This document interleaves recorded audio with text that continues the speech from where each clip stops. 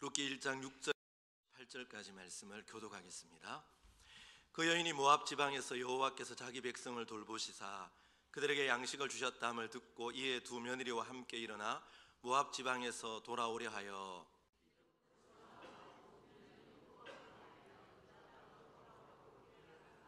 나오미가 두 며느리에게 이르되 너희는 각기 너희 어머니의 집으로 돌아가라. 너희가 죽은 자들과 나를 선대한 것 같이 여호와께서 너희를 선대하시기를 원하며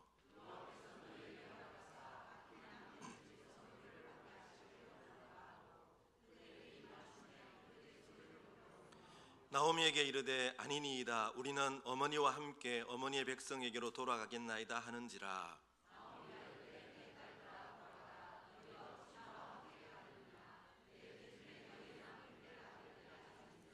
내 딸들아 되돌아가라. 나는 늙었으니 남편을 두지 못할지라. 가령 내가 소망이 있다고 말하든지 오늘 밤에 남편을 두어 아들들을 낳는다 하더라도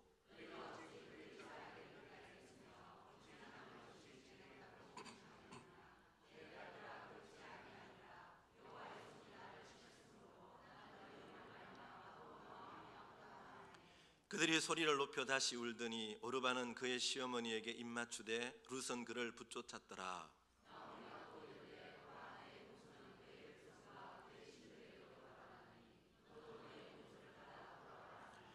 룻이 이르되 내게 어머니를 떠나며 어머니를 따르지 말고 돌아가라. 강건하지 마옵소서. 어머니께서 가시는 곳에 나도 가고 어머니께서 머무시는 곳에서 나도 머물겠나이다. 어머니의 백성이 나의 백성이 되고 어머니 하나님이 나의 하나님이 되시리니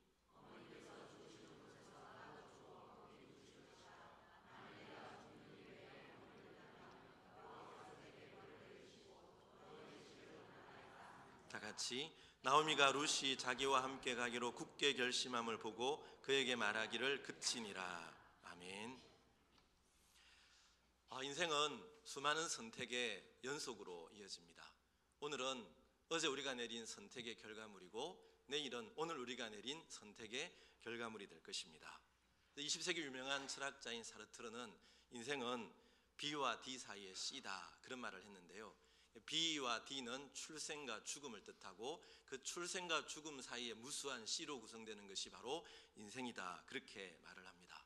아마 여러분들 아침에 일어나서 교회까지 오는 이 짧은 시간에도 수많은 선택들을 했을 것입니다. 어머니들은 어떤 반찬을 내놓을까? 또 남자들은 어떤 넥타이를 맬까? 집이 어중간한 거리에 있는 분들은 차를 타고 올까 걸어올까? 이런 소소하고 일상적인 선택들을 하고 오늘 여기에 나온 것입니다. 그런가 하면 어떤 결정들은 우리의 인생의 색깔을 달라지게 하는 그런 결정들도 있습니다. 내가 어떤 직업을 택하는가, 내가 어떤 배우자와 살아가는가, 그리고 내가 어떤 하나님을 믿는가. 오늘 본문에 보면 3명의 여인들이 등장합니다. 이들은 선택의 갈림길에서 서로 다른 선택을 하게 되고 그리고 그 선택의 결과로 이들의 인생 역시 달라지는 것을 보게 됩니다. 우리가 지난 주일에 살펴보았던 것처럼 모압 땅에 거주하는 나오미에게 하나님께서 자기 백성을 돌보셨다는 소식이 들려옵니다. 이 소식을 들은 나오미는 모압 땅에서 일어나 유다 베들레헴으로 돌아오기로 결심합니다. 이 여정에 두 며느리 오르바와 룻이 동행합니다. 7절에 보면 있던 곳에서 나오고 두 며느리도 그와 함께하여 유다 땅으로 돌아오려고 길을 가다가 이 세 여인은 중요한 선택의 갈림길에 서게 되는데요. 먼저 나오미가 직면했던 선택의 문제는 자기 자신이 아니라 동행하는 두 며느리들입니다. 가부가 된 두 며느리를 베들레헴으로 동행할 것인가 아니면 모압 땅에 머물게 할 것인가. 여러분 나오미의 편에서 어느 쪽이 더 유익할까요? 아마 며느리들을 데리고 가는 것이 나오미에게는 훨씬 더 유리했을 것입니다. 생각해 보십시오. 나오미에게는 남은 것이라고는 아무것도 없습니다. 남편도 죽었고 두 아들도 죽었습니다. 모압으로 이주할 때 베들레헴에 있는 모든 소유지를 다 처분했습니다. 이제는 늙어가는 몸뚱어리 뿐입니다. 그런데 젊은 두 자부를 돌려보낸다면 쓸쓸한 노년을 홀로 책임져야 되는 이런 문제에 봉착하게 되는 것이죠. 그러나 두 며느리들 입장에서는 모압 땅에 남는 것이 훨씬 더 유익합니다. 그곳은 자신의 모국이고 고향이고 친척과 부모의 집이 있는 곳이기 때문입니다. 이런 선택의 갈림길에서 나오미는 두 며느리들을 모압 땅으로 돌려보내기로 선택합니다. 나오미는 며느리들에게 돌아가라는 말을 반복하고 있는데요. 8절에 너희는 각기 너희 어머니의 집으로 돌아가라. 11절에도 내 딸들아 돌아가라. 12절에 내 딸들아 되돌아가라. 15절에 너의 동서를 따라 돌아가라. 이 며느리들을 향한 나오미의 마음은 진심이었습니다. 나를 떠나서 모압 땅에 돌아가 새 남편을 만나 행복하게 살기를 바라는 그런 나오미의 마음이 들어 있습니다. 이 오르바와 룻은 좋은 아내였고 좋은 며느리였던 것 같습니다. 남편과 시어머니를 선대했다고 나오미가 말합니다.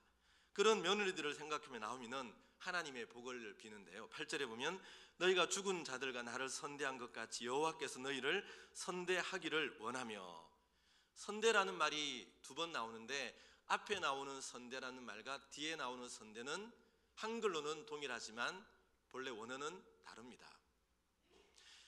남편과 나오미에게 좋은 일을 한 너희들의 행위를 하나님께서 기억하셔서 하나님이 너희들에게 선대, 즉 헤세드를 베풀어 주기를 바라는 마음입니다.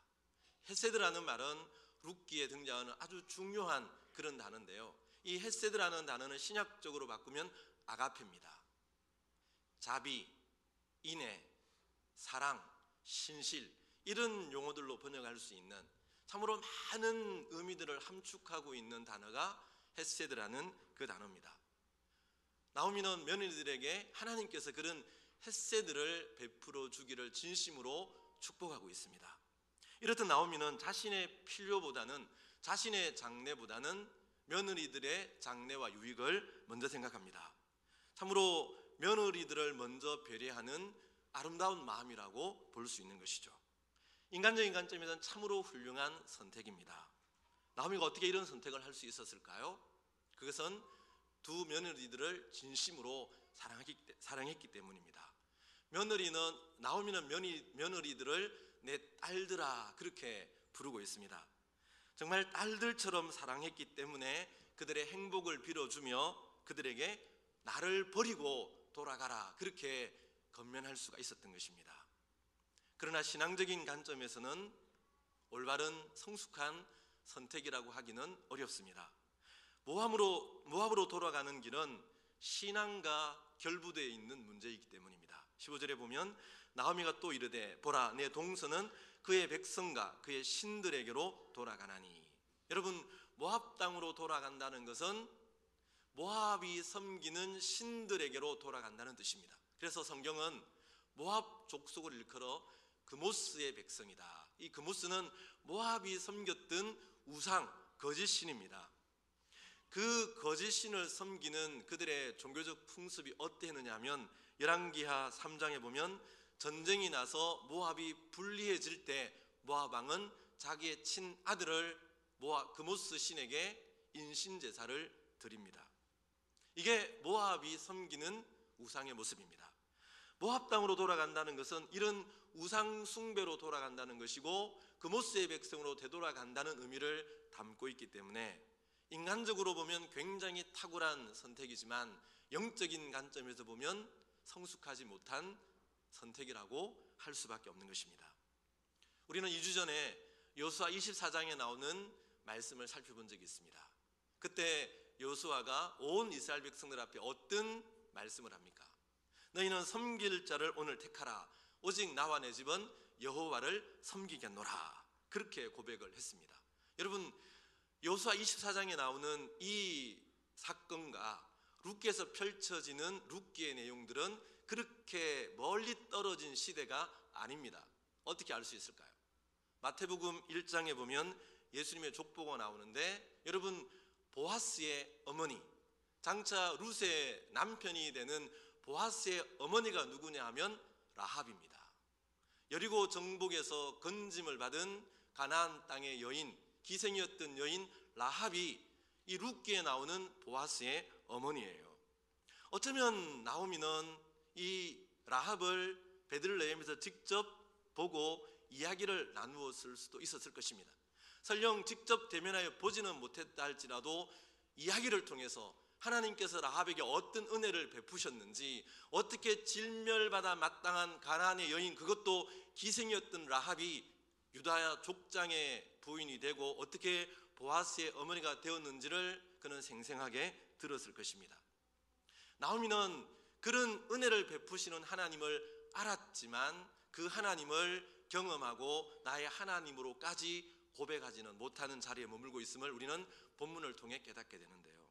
13절에 보면 나오미가 하나님에 대해 이렇게 말합니다. 여호와의 손이 나를 치셨으므로.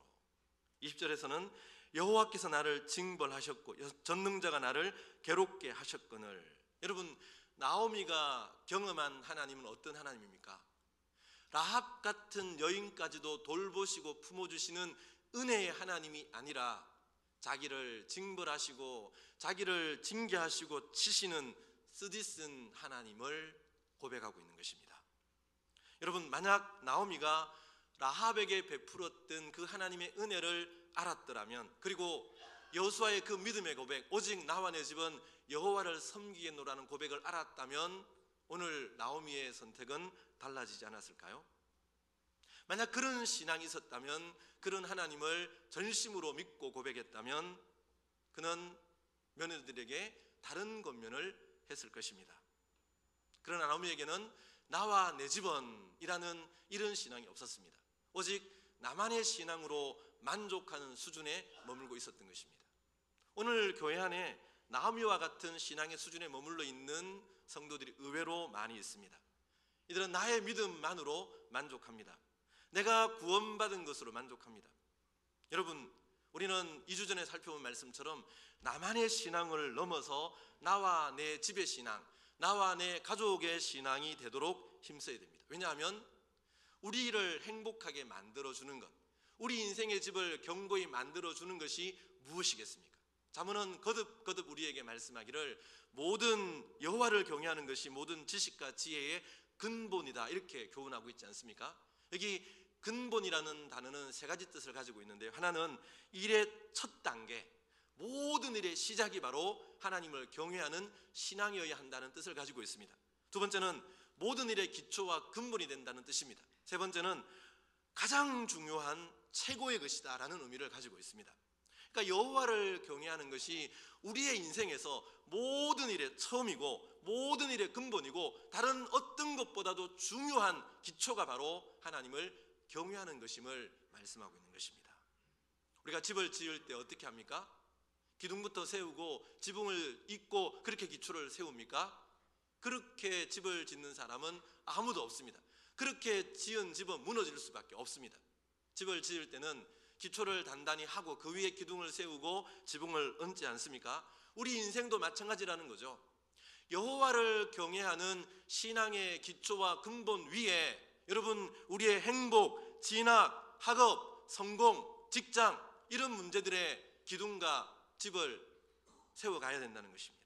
그럴 때 우리 인생에 비바람이 불어오고 지진이 나도 요동하지 않고 흔들리지 않는 든든한 인생의 집을 지을 수 있다는 것입니다. 사랑하는 성도 여러분, 여러분과 여러분의 집과 여러분의 가족이 여호와를 경외하는 신앙의 기초 위에 행복한, 무너지지 않는 그런 아름다운 인생의 집을 지을 수 있기를 주님의 이름으로 축원합니다. 나오미의 이런 간곡한 권면에 오르바는 상식적이고 현실적인 선택을 합니다. 베들레헴을 향한 여정에 나섰지만 중도에서 선택의 갈림길에서 모압으로 되돌아갑니다. 목적지 베들레헴까지 이르지 못하고 중도에서 돌아서서 다시 모압 땅으로 돌아갑니다. 우리는 모압으로 돌아간 이 오르바의 선택을 쉽게 비난할 수 없습니다. 여러분, 이 오르바가 여러분의 딸이요 여러분의 동생이라고 생각해 보십시오. 여러분의 딸이요 동생이라고 한다면 여러분 남편을 다 잃고 아무것도 가진 것이 없는 세 명의 가부, 그것도 낯선 외국으로 시어머니를 따라가는 그 여정을 쉽게 찬성할 수 있겠습니까? 쉽게 박수 쳐줄 수 있겠습니까? 이런 점에서 우리는 오르바의 선택을 함부로 비난할 수는 없습니다. 그러나 그럼에도 불구하고 우리가 이 오르바의 선택에서 안타까움을 느낄 수밖에 없는 까닭은 그의 결정이 가지는 영적인 의미 때문입니다. 그는 하나님을 알았습니다. 여호와를 믿는 신앙을 배웠지만 그 신앙에, 구원에 이르는 신앙에 이르지 못하고 결국은 다시 그모스에게로, 모압 백성에게로 되돌아가고 있는 이런 모습을 보여주고 있습니다. 오르바라는 이름의 뜻은 반항적인 혹은 구름이라는 의미를 가지고 있습니다. 이 이름처럼 오르바는 한 줄기 구름처럼 역사의 장에서 사라지고 마는 것입니다. 여러분, 오르바가 떠난 후에 더 이상 성경에서 오르바 이름은 등장하고 있지 않습니다. 이런 점에서 이 오르바는 우리가 디모데후서를 통해 살펴보았던 세상을 사랑하여 데살로니가로 떠났던 데마를 떠올리게 합니다. 중도에서 포기하고 세상으로 되돌아가 버린 신앙의 유형입니다. 여러분, 철로 역정에 보면 이런 유형의 인물들이 상징적으로 굉장히 많이 등장합니다. 어떤 일이 있을까요? 두 마음이라는 사람이 있습니다. 이 이름의 뜻 그대로 이 두 마음은 믿음의 순례자로 자처하면서 이익에 민감한 아주 현실적이고 기회주의적인 사람입니다. 그리고 세상 집착이라는 이름과 돈 사랑이라는 이름이 나옵니다. 말 그대로 이들은 하나님을 믿는다 하면서도 세상에 집착하고 돈을 사랑합니다. 이들은 믿음의 순례길에 올랐지만 그 과정에서 이런저런 유혹에 넘어져서 결국은 목적지인 천성에, 예루살렘에 이르지를 못합니다. 오늘날 우리 주위에도 오르바와 같은 인물들이 많이 있습니다. 어떤 동기로 교회에 출석을 합니다. 신앙이 좋아서, 사람이 좋아서 교회 생활을 합니다. 신앙에 대한 영적인 관심을 가지기도 합니다. 사도신경을 고백하고 주기도문을 외우기도 합니다. 그러나 결정적인 순간에 한 걸음을 더 나아가야 되는데 그 한 걸음을 더 나아가지 못하고 선택의 갈림길에서 뒤로 후퇴하고 세상으로 돌아가 버립니다. Almost 크리스찬, 거의 그리스도인이 되었지만 리얼 크리스찬, 진짜 그리스도인은 되지 못한 것입니다. 여러분, 오르바는 almost 크리스찬이었습니다. 거의 하나님의 백성이었습니다. 그러나 리얼 크리스찬은 되지 못한 것이죠. 제가 아는 분들 중에도 그런 사람들이 많이 있습니다. 교회 사람들이 좋아서 교회 생활을 열심히 합니다. 그런데 어느 날 이런 영적인 도전 앞에 직면하게 됩니다. 당신은 자기를 누구라고 생각하십니까?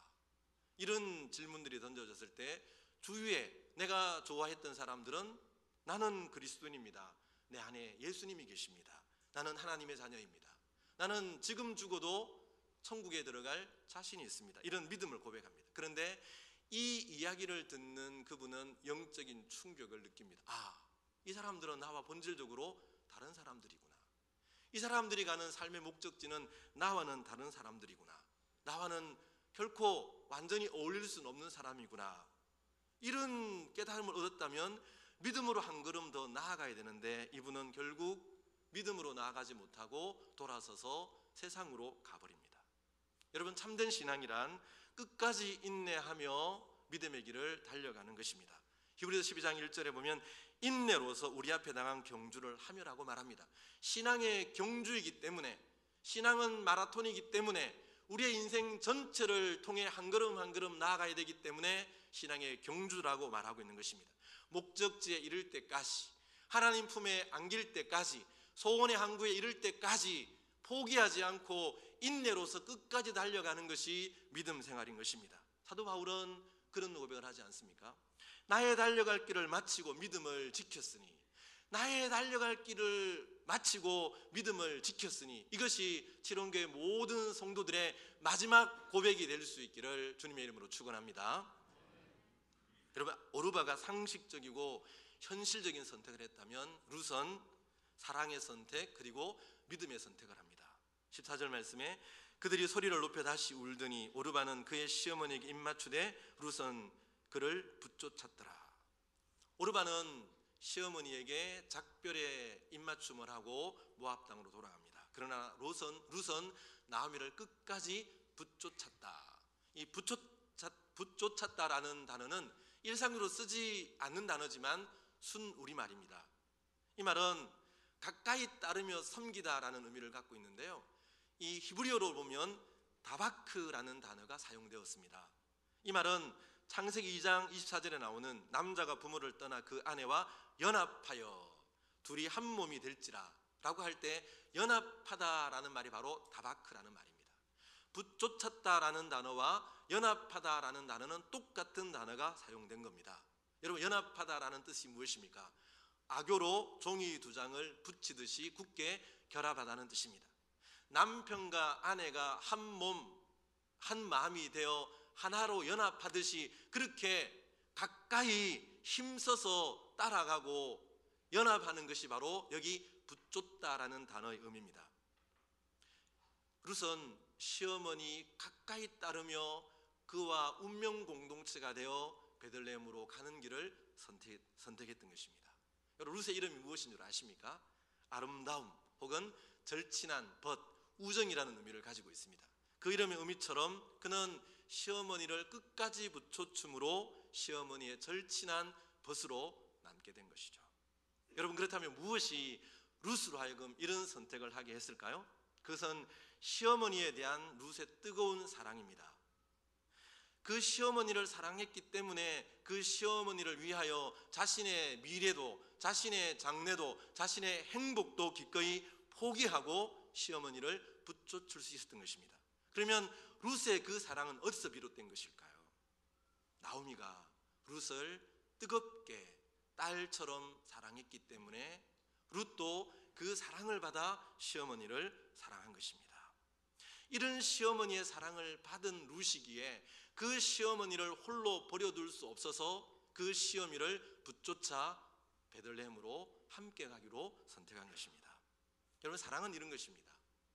인도의 가난한 성녀 마더 테레사는 사랑을 이렇게 정의합니다. 당신은 아픔이 느껴질 때까지 사랑해야 합니다. 자신에게 무언가 희생이 될 만한 것을 주어야 합니다. 없어도 지장이 없는 것을 주는 게 아니라 그것 없이는 살 수 없는 것이나 그것 없이는 살고 싶지 않은 자신이 정말로 좋아하는 것을 주어야 합니다. 그것이 사랑입니다. 나에게 필요 없는 것 주는 것이 아니라 정말 나에게 필요하고 정말 나에게 절실한 그것을 내어주는 것이 사랑이다. 이렇게 정의를 하는 거죠. 나오미는 며느리들을 이렇게 사랑했습니다. 그 사랑을 받은 룻도 시어머니를 그렇게 사랑했습니다. 자기의 가장 필요한 것, 이것을 주고 나면 내가 쓰라린 아픔을 느낄 수밖에 없는 그것을 나오미는 두 며느리에게 내어주었고 룻은 자기의 그 절절한 것을 룻에게 내어주고 있는 것입니다. 여러분, 이것이 성경이 우리에게 그려주고 있는 고부간의 아름다운 모습입니다.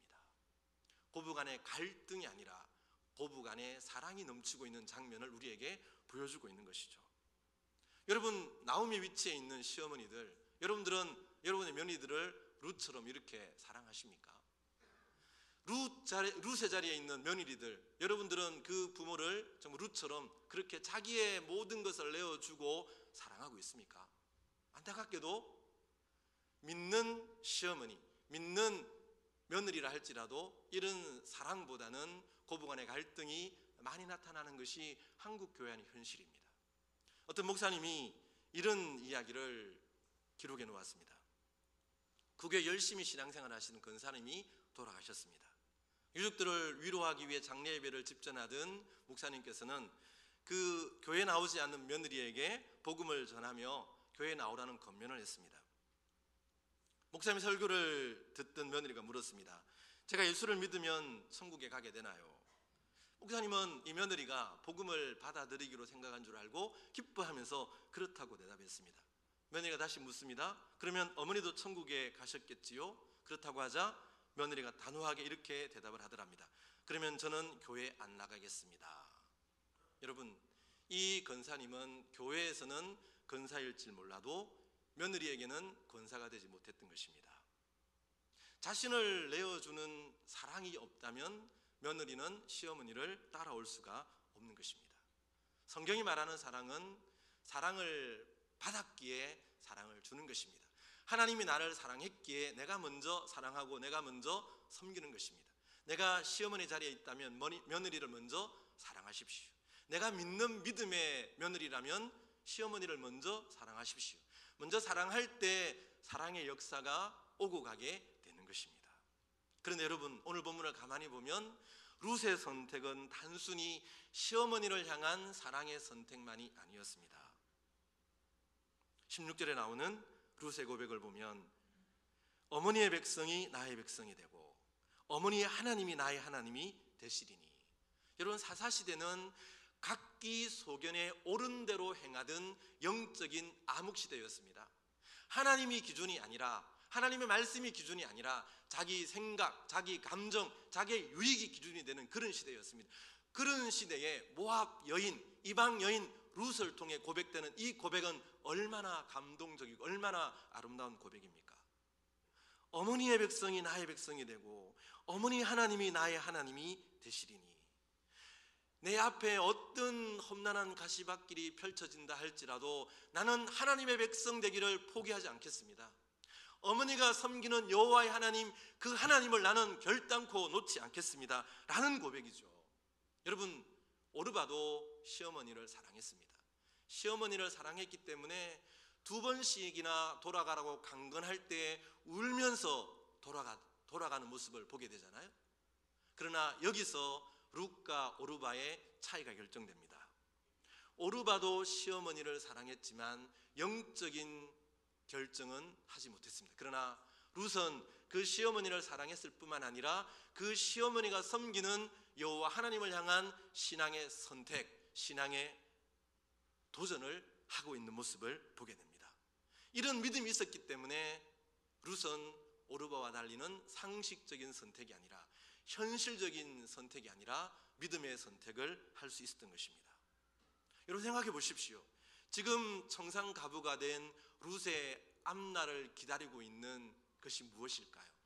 꽃길이 베들레헴으로 가는 길에 깔려 있습니까? 아닙니다. 가시밭길입니다. 험난하고 좁은 그런 힘든 길입니다. 어떤 주석가는 룻의 앞길에 펼쳐져 있는 앞길을 이렇게 설명을 하고 있는데요. 그녀 앞에는 오로지 냉혹하기 짝이 없는 빈곤의 현실만 펼쳐져 있었다.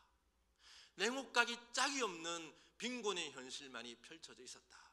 비록 베들레헴에 풍년이 들었다는 소식이 들려왔지만, 그러나 그 베들레헴에서 가부가 된 룻이 할 수 있는 일이라고는 추수밭에 가서 곡식을 주어 목에 풀칠하는 그거밖에 없었습니다. 그러니 룻의 앞길에는, 룻의 선택 다음에는 냉혹한 빈곤이라는 현실만이 펼쳐져 있을 뿐인 것입니다. 룻이 이것을 몰랐을까요? 룻이 이것을 알았습니다. 그럼에도 룻은 베들레헴으로 가는 길을 선택한 것이죠. 고향 친척 아비 집을 떠나 약속의 땅 가나안으로 왔던 아브라함처럼 룻도 고향 친척 아비 집을 떠나 미래를 알 수 없는 약속의 땅을 향해 들어가고 있는 것입니다. 여러분, 룻이 이 선택 다음에 펼쳐지는 하나님의 은혜의 역사를 알았을까요? 베들레헴으로 간 룻에게 보아스가 기다리고 있다는 것을 알았을까요? 그를 통해 다윗 왕이 나온다는 사실을 알았을까요? 그의 이름이 메시아의 족보에 기록된다는 사실을 알았을까요? 몰랐습니다. 몰랐지만 사랑의 선택, 믿음의 선택을 한 것이죠.